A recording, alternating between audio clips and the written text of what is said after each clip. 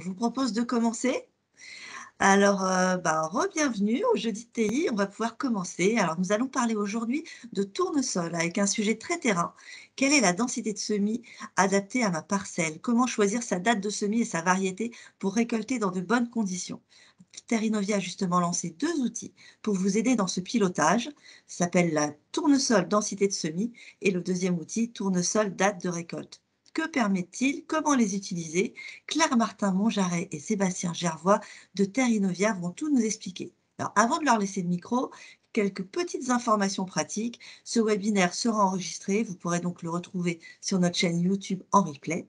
Et pendant la présentation, je vous remercie de fermer vos micros et caméras et vous pourrez bien sûr poser vos questions sur le chat en live. Claire et Sébastien pourront ensuite y répondre. Claire, c'est à vous.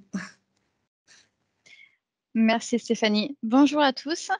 Donc, je vais entamer ce webinaire. Donc, Claire Martin-Monjaret, je suis ingénieure de développement basée proche de Toulouse à Baziège et je suis également animatrice de notre programme d'activité autour de l'espèce tournesol au sein de Terrinovia. Alors, donc autour de ces outils, encore du monde qui arrive. Autour de ces outils donc numériques que l'on va vous présenter aujourd'hui, ce que je voulais d'abord vous présenter, c'est un petit peu la stratégie en fait que l'on a décidé de mettre en place à Terrinovia autour de l'espèce tournesol, puisqu'on a décidé finalement d'accompagner les agriculteurs et les techniciens avec des petits outils tels qu'on va vous les présenter aujourd'hui tout au long de la campagne avec donc un panel d'outils qui a des caractéristiques à la fois de simplicité d'usage, de gratuité et de facilité d'accès, puisqu'ils seront, ils seront tous disponibles sur notre site internet. Alors pour rappel, le premier outil qu'on a donc on a lancé vraiment dédié à l'espèce tournesol, c'est Tour de Plaine. C'était en 2020 et il y a une nouvelle version en 2021. Donc cet outil Tour de Plaine est un outil qui accompagne donc que ce soit les conseillers ou les agriculteurs dans leur parcelle de tournesol au cours de l'été pour faire un diagnostic sanitaire. Alors, on a de nombreuses photos, des illustrations, etc., pour identifier les symptômes qui sont observés dans les parcelles, conserver l'ensemble de ces observations et aider à prendre des bonnes décisions par la suite avec des conseils voilà, à travers les expertises de Terrinovia. Voilà, donc après cet outil, qui est également d'ailleurs disponible, c'est vrai, sur version mobile, donc deux nouveaux outils mis à votre disposition dès aujourd'hui que l'on va vous présenter maintenant. Donc un outil autour de la densité de semis et l'autre de la date de récolte. Alors je vais démarrer sur la densité de semis. Donc la densité de semis, alors comme vous le savez, c'est un facteur clé pour sécuriser le peuplement. Et le peuplement, c'est un des critères essentiels pour réussir son tournesol, que ce soit d'un point de vue rendement, mais aussi teneur en huile. Donc la densité doit à la fois être adaptée à plusieurs facteurs liés à la parcelle, à la fois la zone géographique de la parcelle, également la contrainte hydrique, mais également à l'écartement entre rangs qui a été choisi par l'agriculteur. Donc, ces trois paramètres rentrent en ligne de compte pour identifier la densité optimale à avoir sur chaque parcelle. Donc, je vais vous faire une démonstration très simple de cet outil qui va finalement permettre, donc en intégrant ces trois facteurs-là, un calcul très simple de la densité optimale pour chaque parcelle. Alors, ce que je vous propose, c'est de partager mon écran pour aller directement sur l'outil tel que vous pourrez le retrouver sur notre site internet. Donc, vous allez voir, c'est une calculette c'est l'objectif, c'est que ça soit très rapide. En quelques clics, on a notre donnée de densité optimale. Donc, je vais vous prendre quelques exemples. Par exemple, donc, j'ai dit que j'étais côté toulousain, donc je vais prendre la Haute-Garonne. Ici, on a souvent des tournesols qui sont dans des sols plutôt superficiels, donc avec des contraintes hydriques plutôt fortes. Et puis des écartements entre reins classiquement autour de 60. Donc, je vais prendre ces trois paramètres. Donc, je valide ici sur ce cas, ce premier cas, on va dire. Et donc, on va avoir la réponse très simplement. Voilà, ici. Donc, on retrouve notre objectif de densité levée qui est autour des 50 000 pieds hectares. Et pour atteindre cet objectif de densité levée, vous retrouvez ici en vert les 65 000 grains hectares qu'on recommande de semer. Donc, c'est ici le cas, on va dire, le plus classique où on prend un taux de levée de 75%. Vous retrouvez un petit peu plus bas, donc ici en vert, le résultat avec un taux de levée de 85%. Donc ça, c'est quelque chose à évaluer avec l'expertise de chaque conseiller ou de chaque agriculteur en fonction de la qualité du lit de semence, aussi du risque de ravageurs essentiellement, donc ravageurs telluriques ou oiseaux déprédateurs. Et puis vous retrouvez ensuite quelques conseils voilà, sur le soin apporté au semis et puis des liens vers, si vous voulez aller plus loin sur certains aspects de la réussite du semis, des liens vers des articles sur notre site. Et puis, vous pouvez bien sûr télécharger en PDF le résultat. Donc voilà, là, c'était un exemple, on va dire, assez classique pour notre zone de production sud-ouest. Peut-être pour vous montrer un petit peu comment ça peut fonctionner si on veut faire varier. Alors, par exemple, on va aller un petit peu ailleurs en Vendée. Dans le cas où on est tout au contraire, on est dans un sol profond, donc on a très peu de contraintes hydriques. On va rester sur un écartement classique 55-60. Je pense que ça va être un petit peu moins de temps. Pour vous montrer un petit peu comment en fait la densité de semis varie. Et bien là, on va se retrouver avec un conseil de densité de semis plus élevé. Vous voyez, on atteint 75 000, voire 80 000 grains hectares. Et donc là, on se rend compte que c'est vraiment la contrainte hydrique qui va jouer. Donc quand on sera en plus faible contrainte hydrique, on va avoir moins de concurrence et on va se permettre d'aller plus haut en termes de densité de semis. Une autre précision que j'ai oublié de dire tout à l'heure, le secteur géographique est important dans le sens où on va avoir certains bassins où les fins de cycle peuvent être assez humides ou froids, plutôt frais. Et donc, on va avoir des tournesols qui vont avoir un petit peu plus de difficulté à mûrir, à sécher, surtout à sécher.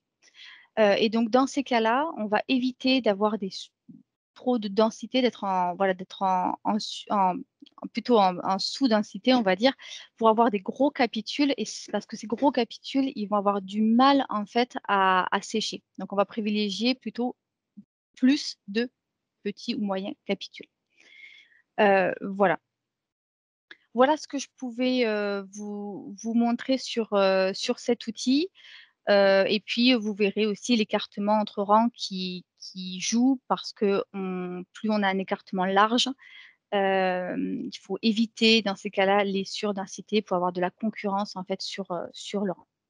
Voilà, mais vous pourrez jouer entre guillemets avec cet outil et faire varier les différents critères. Voilà, j'en ai terminé pour cet outil très, très simple. Et puis, je vais passer Merci. la parole. Oui, merci beaucoup Claire. De pour la rien. présentation du premier outil. Et Sébastien, vous nous présentez, le deuxième outil, donc tournesol, date de récolte. Voilà. Bonjour à tous, Merci. Sébastien Gervois, je suis chargé d'études en modélisation. Je suis basé en Île-de-France, à Grignon, au campus, dans les Yvelines. Donc, je vais vous présenter le deuxième outil, donc outil sur la date de récolte. Alors, l'objectif de cet outil, c'est de pouvoir voilà, récolter le tournesol en de bonnes conditions, comme disait Stéphanie tout à l'heure. Et en particulier, donc, ce qu'on entend par bonnes conditions, c'est une teneur en humidité des graines qui est comprise entre 7 et 10 %. Alors, pour donc cet OAD, il va calculer une date de récolte adaptée en fonction de la zone géographique, la date de semis et la variété, ou bien le groupe de précocité variétale. Alors, plus précisément, cette date de récolte, elle est calculée par l'outil en déciles 8. Alors, pourquoi c'est compliqué avec les déciles? C'est pour tenir compte en fait de la variabilité voilà, interannuelle, qui est les années plus fraîches et plus humides où la récolte va être plus tardive. Et donc, on a pris l'exemple du décile 8, c'est-à-dire que 4 années sur 5, la récolte aura lieu avant la date de récolte qui est fournie dans l'OAD. Donc, on s'est mis dans une hypothèse un petit peu pessimiste, entre guillemets, mais justement pour minimiser le risque et sécuriser au maximum la récolte. Donc, s'il y a des personnes qui veulent en savoir davantage sur la méthodologie que nous avons employée, tout est détaillé dans l'article, dans le numéro 487 de Perspectives agricoles qui était sorti l'année dernière, donc au moment des semis. Alors, place à la démonstration. Donc, je vais faire partager mon outil. Petite seconde.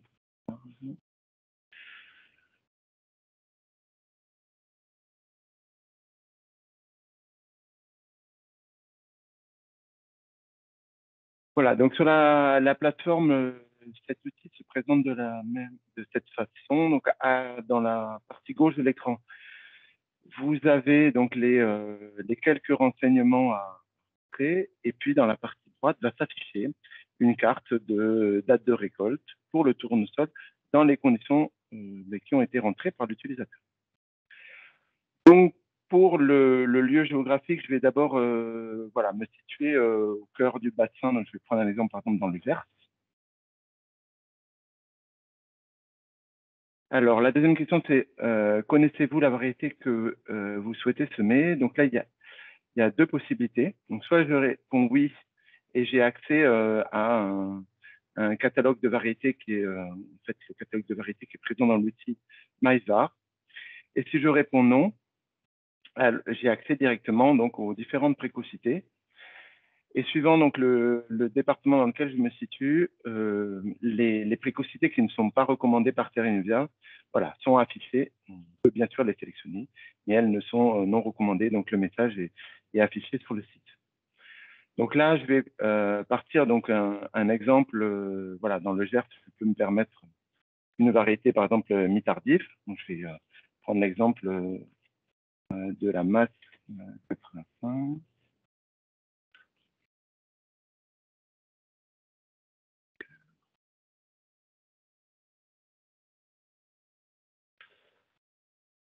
Voilà, donc c'est précisé, voilà, précocité mi-tardive. Je vais prendre par exemple, alors pour la date de semis, donc s'affiche un petit calendrier et aussi les bornes de date de semis qui sont préconisées par Terra Innuvia. Donc là, c'est entre le 30 mars et le 28 avril. Donc je vais me situer au milieu de ces bornes, je vais me situer vers le 15 avril. Et donc le calcul est lancé par le calculateur ici.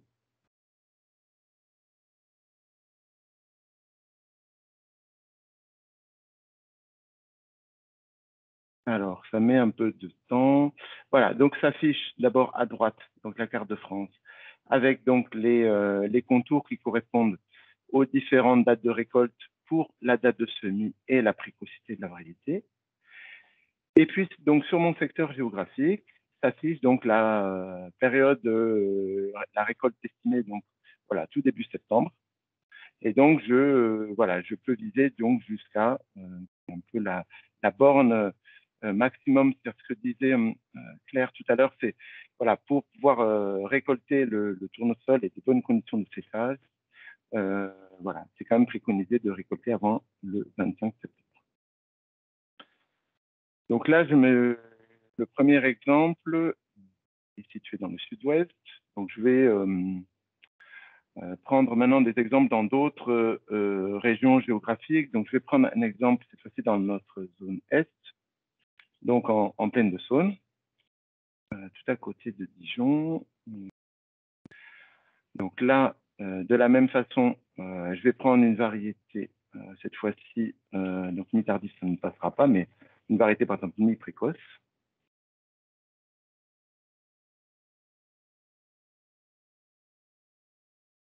Là, 50, par exemple. Voilà, donc c'est précisé, mi-précoce, une date. Donc là, de la même façon, j'ai les bornes de date de semis, cette fois-ci qui sont un petit peu plus précoces que dans le Gers. Donc je vais prendre une date de semis, par exemple, le 12 avril. Donc là, je vais lancer les calculs.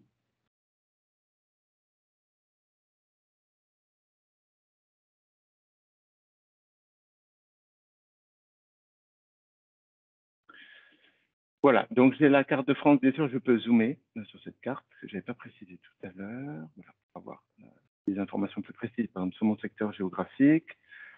Les zones en blanc, ce que je n'ai pas dit tout à l'heure non plus, c'est les zones d'altitude supérieures à 500 mètres d'altitude. Donc, ils sont voilà, retirés de la carte. Et puis, donc, sur mon secteur géographique, j'ai une période de récolte estimée voilà, entre le 10 et le 15 septembre, donc c'est en vert. Si je dépasse donc cette date de récolte avisée, donc le 30 septembre, voilà, les calculs seront effectués, mais ça va s'afficher donc en rouge parce qu'on devient dans des conditions qui sont possibles mais non recommandées, voire non recommandées par Terrinovia. Je vais prendre un troisième exemple, cette fois-ci donc dans la zone ouest. Donc, j'ai vu qu'il y avait des personnes qui s'étaient inscrites de l'Eure et Loire, donc je vais prendre un exemple dans l'Eure et Loire. À côté de Châteaudun. Attendez, peut-être réinitialiser.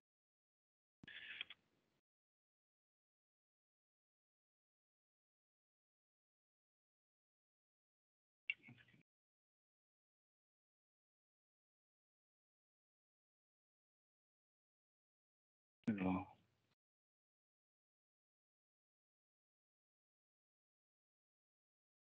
donc là, je vais prendre par contre une variété précoce. Par exemple, ES idyllique.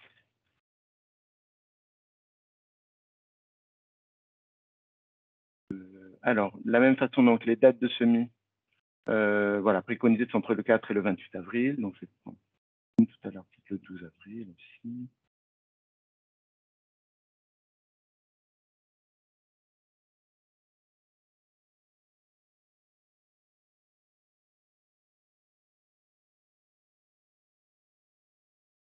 Voilà, donc de la même façon, ma carte s'affiche.